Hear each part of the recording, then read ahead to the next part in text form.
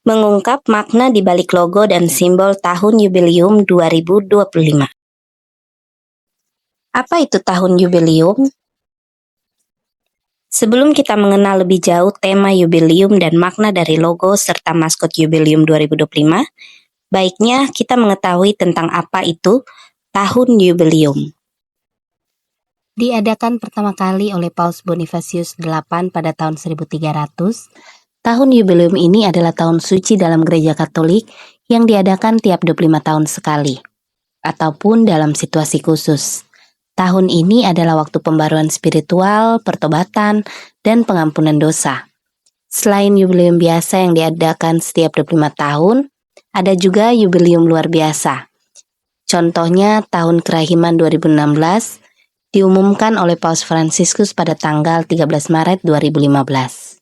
Pembukaan pintu suci atau Porta Santa. Pada Desember 2024 kemarin, Paus Fransiskus telah membuka pintu suci di Basilika Santo Petrus, Roma. Pintu suci juga sudah dibuka di 3 basilika utama lainnya di Roma, yaitu Basilika Santo Yohanes Lateran, Basilika Santa Maria Maggiore, dan Basilika Santo Paulus di luar tembok. Pintu ini hanya dibuka selama tahun Jubileum dan melambangkan pintu menuju rahmat dan keselamatan. Meskipun pintu suci utama ada di Roma, selama tahun Jubileum, Paus juga dapat memberikan izin untuk membuka pintu suci di berbagai katedral dan basilika lain di seluruh dunia agar lebih banyak umat dapat memperoleh indulgensi. Tema tahun Jubileum 2025. Pada tahun ini, gereja mengangkat tema Peregrinantes in Spem dalam Latin atau Pilgrims of Hope dalam bahasa Inggris dan Pesiara Pengharapan. Apa saja makna dari logo dan maskot Jubileum 2025 ini? Dirancang oleh Giacomo Travisani dari Italia. Mari kita bahas lebih rinci. 4 figur manusia. Simbol 4 figur yang saling berpelukan mewakili seluruh umat manusia yang datang dari 4 penjuru bumi, menunjukkan bahwa Jubileum bukan hanya untuk satu kelompok, tetapi semua orang, baik yang beriman maupun yang sedang mencari kebenaran. Berpelukan. Gestur berpelukan melambangkan solidaritas dan persaudaraan yang menyatukan semua orang, juga melambangkan semangat berjalan bersama. Figur utama yang memegang salib, melambangkan iman dan harapan yang tidak boleh ditinggalkan karena kita selalu membutuhkan harapan, terutama di saat harapan itu sangat diperlukan. Gelombang ombak. Ombak adalah simbol yang melambangkan kenyataan hidup, di mana dalam pensiarahan kehidupan, kita tidak selalu berlayar mulus melalui perairan yang tenang, melainkan akan berjumpa juga dengan badai kehidupan. Salib berujung jangkar. Sama halnya kapal yang berlayar di laut lepas sangat memerlukan jangkar, begitu juga kehidupan yang lebih luas menuntut panggilan yang lebih besar untuk berharap. Sebuah sikap batin yang merupakan jangkar kehidupan. Jangkar sendiri adalah simbol dari harapan. Gerakan ke atas. Seluruh elemen dalam logo tampak bergerak ke atas yang menggambarkan perjalanan iman menuju Tuhan. Ini mengajak umat untuk selalu memiliki pengharapan akan kehidupan kekal. Salib melengkung melambangkan bahwa salib itu dinamis bukan statis.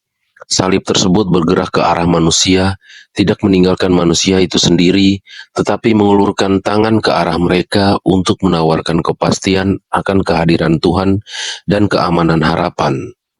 Spes non confundit, harapan tidak mengecewakan. Dalam satu kesatuan, logo Jubileum 2025 ini melambangkan bahwa perjalanan bersiarah bukanlah sebuah perjalanan individual, melainkan sebuah perjalanan komunal yang ditandai dengan dinamisme yang semakin meningkat dan menuntun manusia untuk dekat dengan salib Kristus. Warna-warna dalam logo. Merah melambangkan kasih, pengorbanan, dan darah Kristus. Kuning atau emas melambangkan simbol cahaya, harapan, dan kemuliaan Allah. Hijau melambangkan harapan dan kehidupan baru. Biru melambangkan iman dan perjalanan spiritual. Apa saja yang sebaiknya kita lakukan selama tahun Yubelium 2025?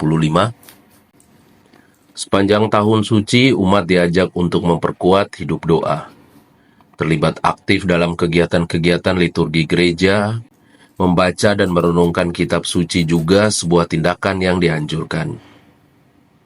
Saling mengajak sesama umat untuk bersama-sama mengikuti ibadah sabda, seperti rosario, ibadah harian, orasi, jalan salib, dan lain sebagainya, yang juga merupakan tindakan yang sangat baik. Selain itu, umat beriman dapat memperoleh indulgensi Yubelium jika dengan semangat yang saleh, mendoakan wujud Bapa Suci dan doa Bapa Kami, Salam Maria dan kemuliaan, dan berpartisipasi dalam misi Gereja Universal. Jadi yang dapat kita lakukan selama tahun Yubelium 2025, yang pertama, pertobatan. Dalam tahun suci yang penuh rahmat ini, pertobatan adalah salah satu inti dari perayaan Yubelium. Umat diundang untuk mengalami belas kasih Allah yang tak terbatas. Untuk itu, dianjurkan untuk menerima sakramen tobat secara teratur setiap bulan atau bahkan setiap minggu disertai dengan sikap tobat yang tulus. Dan dalam semangat pengampunan selain berdamai dengan Allah, umat pun diajak berdamai dengan sesama dan siapa saja dengan semangat Injil. Yang kedua, berpantang dan puasa. Berpantang atau berpuasa minimal 1 hari dalam seminggu, sesuai norma-norma gereja dan petunjuk para uskup. Selain itu, umat dapat berpantang dari gangguan-gangguan yang tidak berguna, baik gangguan real maupun virtual, seperti penggunaan berlebihan media komunikasi dan media sosial. Sebagai buah-buah dari pantang dan puasa, umat dapat menyumbangkan sejumlah uang yang proporsional kepada orang miskin, para lansia, anak-anak terlantar, dan mereka yang membutuhkan. Juga dengan cara mendukung berbagai karya yang bersifat religius atau sosial. Yang ketiga, tindakan amal kasih. Umat juga diajak melakukan 1 atau lebih tindakan amal kasih setiap harinya. Beberapa bentuk diantaranya yaitu mengunjungi pantai jompo, penjara atau tempat pengungsian, dan tempat-tempat sejenis lainnya. Dan juga berbagai bentuk tindakan amal kasih lainnya sesuai dengan kebutuhan setempat. Pada tanggal 28 Oktober 2024, Uskup Agung Rino Fisichella, Pro-Prefek Dikasteri Evangelisasi Vatikan bagian evangelisasi baru, mengumumkan maskot resmi perayaan Yubelium 2025 yang diberi nama Luce. Ini sekaligus tanda bahwa pewartaan gereja yang menyesuaikan zaman juga untuk menarik minat dan menginspirasi anak-anak generasi muda agar ikut serta dalam perayaan Yubelium. Luce dalam bahasa Itali artinya cahaya. Di mata Luce, si gadis peziarah, ada cahaya yang berbentuk cangkang kerang. Itu adalah simbol penglihatan akan cahaya Tuhan dan perjalanan umat beriman menuju kepadanya. Cahaya juga adalah simbol dari pengharapan, sementara cangkang kerang menyimbolkan keteguhan iman. Kalung rosario yang melambangkan pentingnya doa untuk devosi kepada Bunda Maria dan hidup doa umat beriman sehari-hari yang penuh kesederhanaan. Tongkat jalan. Tongkat jalan yang dipegang Luce mengartikan perjalanan seorang peziarah yang jauh dan penuh rintangan, maka ia membutuhkan topangan. Tongkat ini juga melambangkan bantuan dan kekuatan dari Tuhan dalam menghadapi tantangan hidup. Sepatu bot hijau yang berlumpur, melambangkan kerendahan hati dan perjalanan peziarahan yang tidak selalu mulus, melainkan melewati badai dan berbagai rintangan dalam perjalanan. Warna hijau sendiri melambangkan harapan. Ekspresi wajah yang ramah dan bahagia, melambangkan sukacita dalam iman dan mengajak semua orang untuk menjalani perjalanan Yubelium dengan hati yang penuh gembira. Yang paling mencolok yaitu jas hujan kuning yang dipakai Luce. Itu adalah simbol kesiapan seorang peziarah untuk menghadapi badai di perjalanan. Jas hujan melindungi dari badai, menunjukkan bahwa Tuhan selalu melindungi dan membimbing umatnya dalam setiap perjalanan hidup dalam peziarahan umat beriman menuju kehidupan kekal. sementara warna kuning melambangkan harapan dan terang Kristus dalam kehidupan manusia, dan merupakan salah satu warna dalam bendera tahta suci Vatikan. Selain simbol-simbol dalam atribut yang dipakai Luce, digambarkan juga Luce ditemani oleh teman-temannya. Teman-teman sepesiarahan, yaitu Fae, Sin, dan Sky, mewakili umat manusia dari berbagai belahan dunia. Fae berasal dari bahasa Spanyol yang berarti iman. Karakter ini melambangkan kekuatan iman dalam perjalanan spiritual. Sin dalam bahasa Mandarin yang berarti harapan. Karakter ini mewakili semangat optimisme dan harapan dalam menghadapi tantangan hidup. Dan Sky melambangkan langit, yang sering dikaitkan dengan spiritualitas dan kedamaian. Karakter ini mengingatkan kita akan tujuan akhir dari perjalanan spiritual, yaitu persatuan dengan yang ilahi.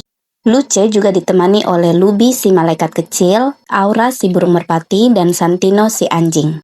Lubi merupakan simbol dari kesatuan kehidupan duniawi dan kehadiran Tuhan dalam kehidupan sehari-hari.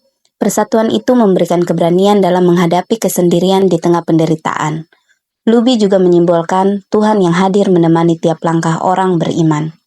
Lubi sangat jelas menjadi malaikat pelindung yang menemani setiap orang percaya sepanjang hidupnya. Di topi Lubi ada gambar jangkar laut berwarna hijau, itu menjadi simbol pengharapan umat beriman. Aura si burung merpati melambangkan Roh Kudus yang adalah teman seperjalanan. Ia juga melambangkan kemurnian, pencarian akan Tuhan, kebebasan, pembawa harapan dan pembawa pesan perdamaian. Santino si anjing. Luce juga ditemani oleh seekor anjing bernama Santino. Nama ini berarti kecil yang suci dalam bahasa Italia. Santino melambangkan kesetiaan dan dukungan, mengingatkan pada penyelenggaraan ilahi Santo Rocus. Anjing adalah lambang dari pertolongan Tuhan yang membantunya di masa-masa yang sulit. Sama juga dengan kisah Santo Yohanes Bosco, anjing juga melambangkan kesetiaan pada panggilan Tuhan, serta sebagai simbol umum persahabatan dan kesetia kawanan. Demikian pembahasan kita kali ini tentang tahun Yubileum 2025. Sebuah momen penuh rahmat, pertobatan, dan pengharapan bagi umat beriman.